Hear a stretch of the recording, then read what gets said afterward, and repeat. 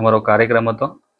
કાર્યક્રમની અંદર તમામ લોકોનું સ્વાગત સન્માન કર્યા બાદ જ્યારે ઉદ્બોધનનો સમય હતો ત્યારે આ જે કાર્યક્રમ હોય છે એ કાર્યક્રમ કેન્દ્રની યોજના હોય છે. પ્રદેશ સંગઠનમાંથી નિશ્ચિત કરેલા વક્તાઓ આ કાર્યક્રમમાં આવતા હોય છે અને એ પ્રમાણે કાર્યક્રમની રૂપરેખા પ્રમાણે કાર્યક્રમ ચાલતો હતો. ત્યારે માન્ય સાંસદશ્રીના ઉદ્બોધન હતું ને તો સાંસદશ્રી દ્વારા સૂચન કરવામાં આવ્યું કે ભાઈ બેનને પણ તક આપો, એટલે બધાએ બેનને બોલવા પણ કીધું.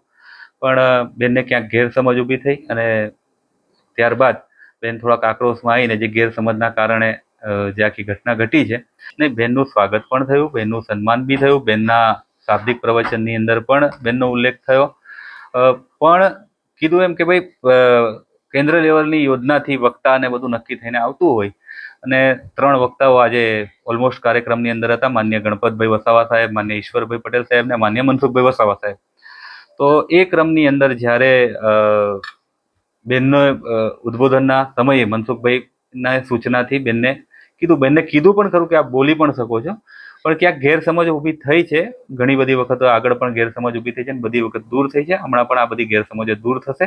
બધા એક જ પાર્ટીના કાર્યકર્તાઓ છે, આગેવાન છે, એટલે મોટા બેન છે ને દાદા તો દાદા છે, એટલે ભેગા મળીને બધા કામ કરીશું. મેં કીધું ને કે કંઈક નાની મોટી ગેરસમજ ઊભી થઈ હશે, એ ગેરસમજો દૂર થશે. આટલી મોટી રાજકીય પાર્ટી છે અને ક્યારેક આવું થતું હોય. પરિવાર છે તો પરિવારની અંદર પણ થતું હોય, તો આ રાજકીય પાર્ટી છે, જે કંઈક ગેરસમજ ઊભી થઈ હશે દૂર થશે.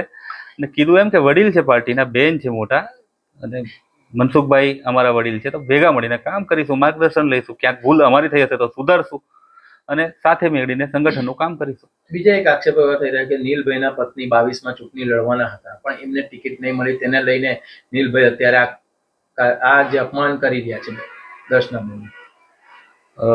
મારા ધર્મપત્ની એ ક્યારે પણ ચૂંટણી લડવાનું વિચાર્યું નહીં. રાજકીય ક્ષેત્રે ભારતીય જનતા પાર્ટીના કાર્યકર્તા તરીકે હું કામ કરું છું અને દૂર લગી આગળ પણ એવો કોઈ વિચાર અમારો છે નહીં.